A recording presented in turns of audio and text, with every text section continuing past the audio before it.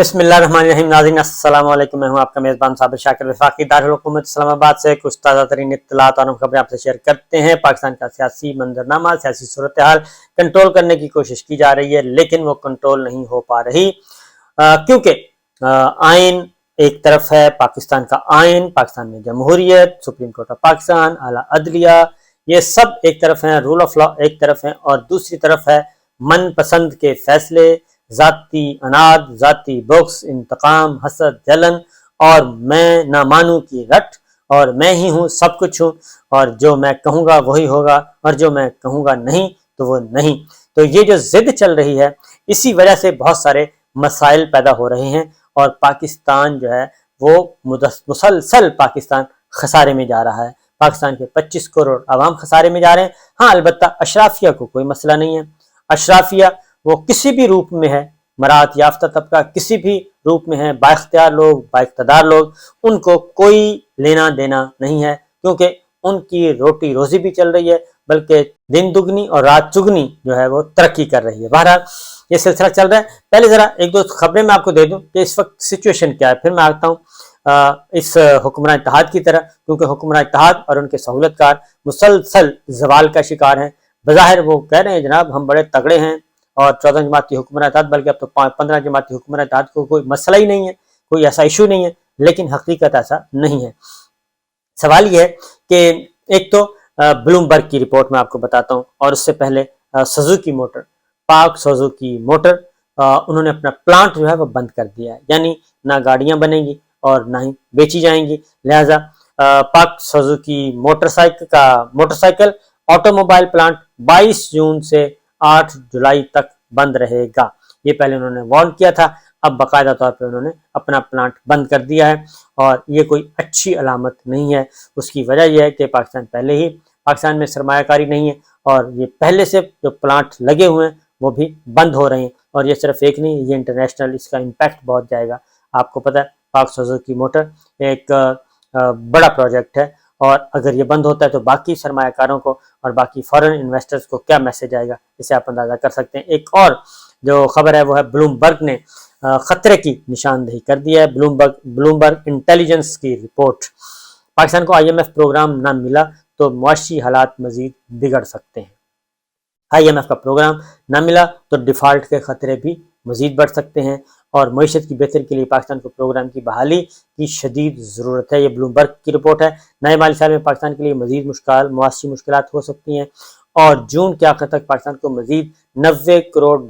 واپس کرنا ہے، یعنی تقریباً $1 ارب جو ہے وہ جون کے آخری دنوں تک، یعنی کہ ابھی اگلے 8-10 دنوں میں واپس کرنا ہے، 10 دنوں میں.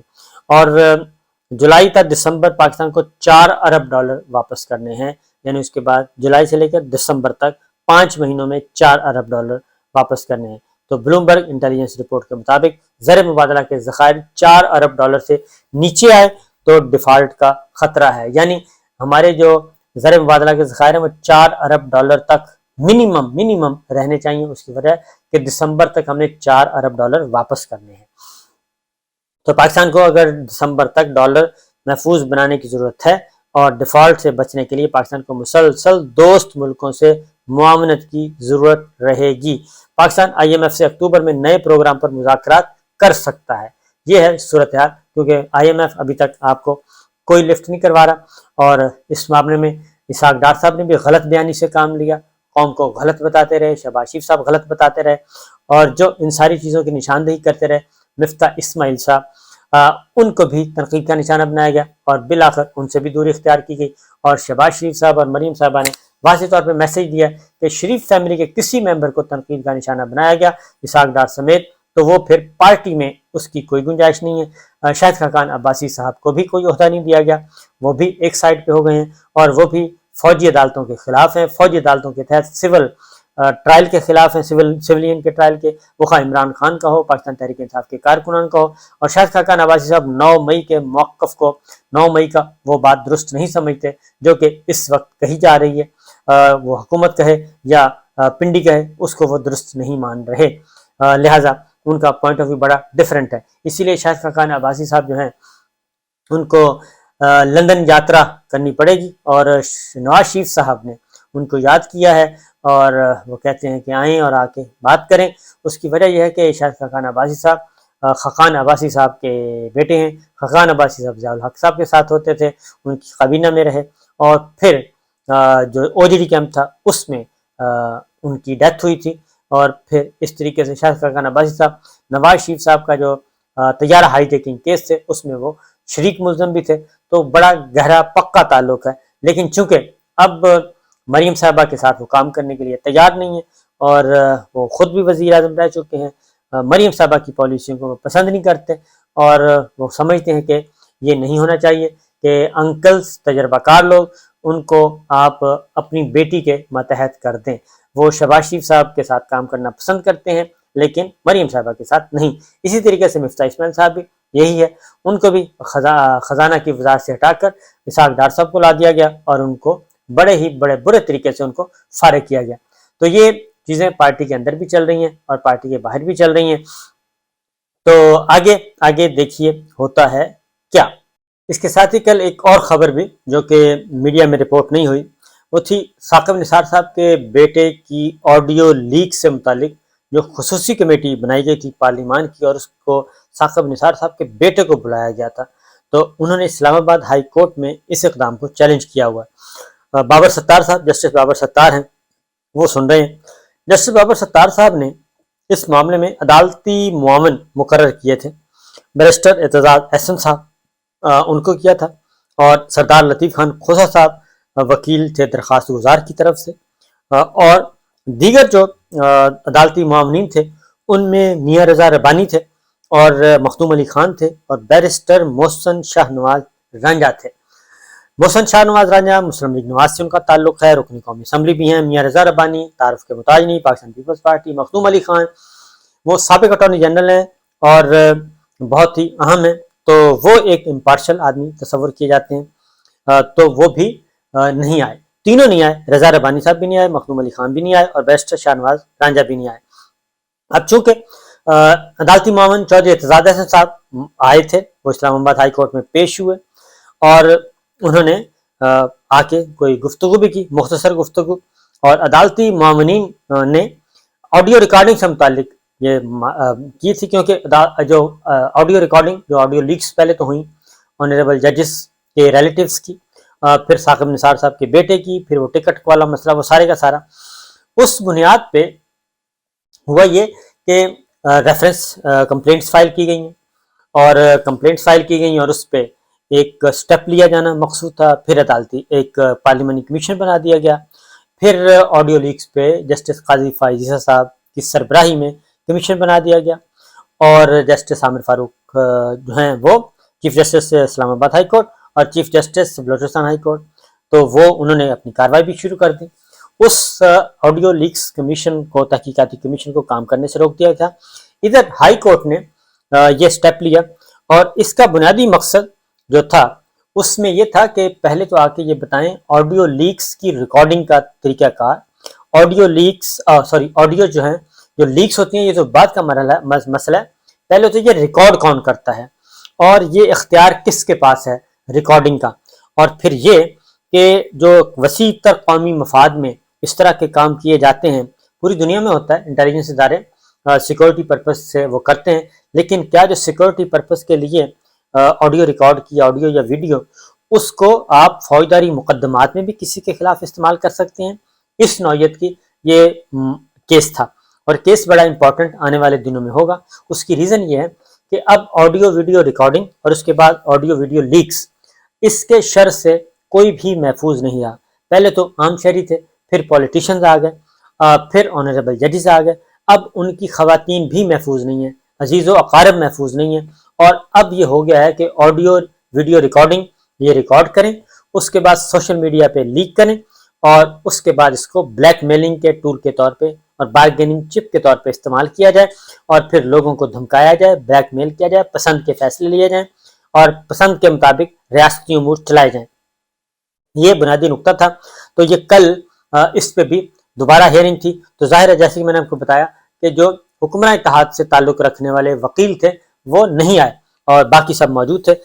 اس میں چودھری اعتزاز احسن صاحب بھی جو ہیں وہ بھی کافی اس میں اپنی ایک مستند رائے رکھتے ہیں۔ اس کی وجہ یہ ہے کہ ایک تو یہ چیزیں جو ہے پاکستان میں کافی پھیل چکی ہیں اور اب اس کو مس یوز بہت کیا جا رہا ہے، تو لہٰذا ایک تو حکم امتناعی میں جسٹس بابر ستار کی عدالت نے 16 اگست تک توسیع کر دی اور پارلیمانی کمیٹی کو روک دیا کہ وہ ان کو طلب کریں، کیونکہ اس کے طلبی کے بعد اصل میں معاملہ یہ تھا کہ اس آڈیو لیکس کی بنیاد پہ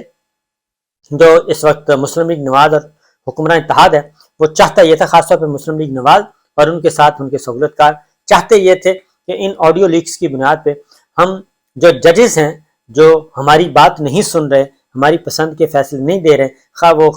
14 مئی کے حوالے سے خیبر پختونخوا اور پنجاب کے الیکشن کے حوالے سے ہے، خواہ وہ شہید ارشد شریف کا معاملہ ہے، خواہ وہ عمران خان صاحب کا معاملہ ہے، جو جج ہماری بات نہیں سن رہے، اور پھر نواز شریف صاحب کو جو واپس لانا مقصود تھا، نواز شریف صاحب کی سزائیں ختم کرنا مقصود تھا، وہ بھی انہی آنریبل ججز سے کہا جا رہا تھا جن کے خلاف اب کمپلینٹس فائل کی گئی ہیں،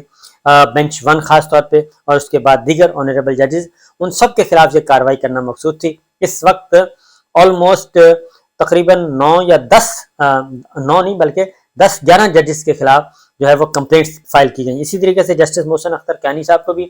بلیک میل کیا گیا، ان کو بھی جب انہوں نے جو عمران خان صاحب کا فیصلہ دیا، ان کی مبینہ بیٹی والا معاملہ، ان پہ جب فیصلہ دیا تو جسٹس عامر فاروق صاحب چیف جسٹس جو ہیں وہ ناراض ہوئے، اور لیکن 2 آنریبل ججز نے اپنا فیصلہ لکھ کے بھیجا، وہ ریلیز نہیں ہو رہا تھا، اس پہ سائن نہیں ہو رہے تھے، وہ انہوں نے ویب سائٹ پہ کر کے ریلیز کر دیا اپنا آرڈر، لیکن چیف جسٹس عامر فاروق صاحب جو ہیں وہ کہتے تھے کہ یہ آرڈر ہے ہی نہیں اور یہ جاری ہی نہیں کیا گیا، تو لہٰذا وہ ایک نیا تنازع، اور اس کے بعد پھر محسن اختر کیانی صاحب کے خلاف بھی ایک عدد ریفرنس ڈال دیا گیا۔ تو یہ ساری کی ساری جو چیزیں ہیں یہ بیسیکلی بلیک میلنگ میں چل رہی ہیں، تو انہی میں سے ایک آڈیو ویڈیو ریکارڈنگ اور آڈیو ویڈیو لیکس کا معاملہ تھا، تو اس میں بھی یہ ہوا۔ تو کہنے کا مطلب یہ ہے کہ یہ سارا کچھ جو کچھ ہو رہا ہے، ریاستی امور اپنی جگہ پہ بالکل فلاپ، ریاست ناکامی کی طرف جا رہی ہے، حکومت ناکامی کی طرف جا رہی ہے، لیکن حکومت کی پرائرٹیز جو ہیں وہ کچھ اور ہیں، وہ ہے پاکستان تحریک انصاف کو کرش کیسے کرنا ہے، عمران خان کو کرش کیسے کرنا ہے، آنریبل ججز کو بلیک میل کیسے کرنا ہے، ان کو دھمکانا کیسے ہے، ان کی آڈیوز ویڈیوز ریکارڈ کر کے ان کو بلیک میل کیسے کرنا ہے، تو یہ سارا کچھ چل رہا ہے۔ تو ان سب کا کل والا دن کافی امپورٹنٹ دن تھا، کیونکہ یہ ساری چیزیں آ رہی ہیں، اور لاہور ہائی کورٹ ویسے بھی کہہ چکا ہے کہ جب تک آپ آڈیو ویڈیو کا ماخذ سورس جو ہے، بیسک سورس، مین سورس جو ہے وہ جب تک سامنے نہیں آئے گا اس وقت تک اس کی کوئی حیثیت نہیں ہے۔ تو بہرحال چیزیں آہستہ آہستہ آگے کی طرف بھی بڑھ رہی ہیں، عدالت پہ لوگوں کی عدالت پہ نظر لگی ہوئی ہے کہ عدالت کیا فیصلے کرتی ہے، ایک اور چیز۔ اور دوسرا، پیپلز پارٹی اور مسلم لیگ نواز کے درمیان جو مذاکرات چل رہے تھے، کل دو دور ہوئے مذاکرات کے، اور ان 2 ادوار میں اب روکڑے کی بات ہو رہی ہے کہ جناب سندھ کو آپ روکڑا دیں، سندھ کے سیلاب کے لیے 50 ارب روپے تک یہ معاملہ طے پائے جانے کا امکان ہے۔ 50 ارب روپے تو سندھ کے لیے مختص کیا جائے گا، باقی پھر پیپلز پارٹی کے جو ٹکٹ ہولڈرز ہیں